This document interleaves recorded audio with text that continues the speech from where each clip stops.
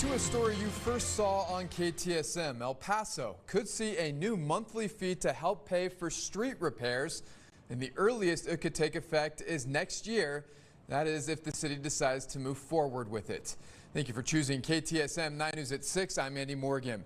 Now, City Council is set to take a look at this first step and this idea on Monday. KTSM 9 News reporter Diana Castillo joins us live in the studio tonight. And Diana, what's driving this discussion?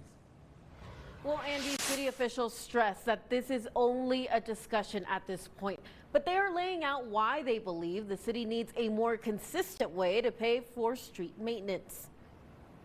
I think everybody in the community knows the condition of the streets is not at the level that it needs to be at. City officials say the funding available to fix those roads is simply not enough, even with $10 million set aside each year for resurfacing. Even with what we've done of the annual money, $10 million in the annual budget, even with what's been approved by the voters and the community progress bond, the $273 million for street projects, that alone is barely it's a Band-Aid. It's barely just keeping us at the level that we need to be at as far as our street condition. And they say there's a reason that money doesn't go far enough. Streets are not going to get cheaper to be able to maintain. It's only going to get more and more expensive the longer we wait. So they're now looking at a transportation user fee, a possible monthly charge for both businesses and residents. They say would create a more consistent funding source for resurfacing, preventative maintenance, and reconstruction when needed. Now, officials say they've come up with 3 possible monthly rates for residents if the fee moves forward.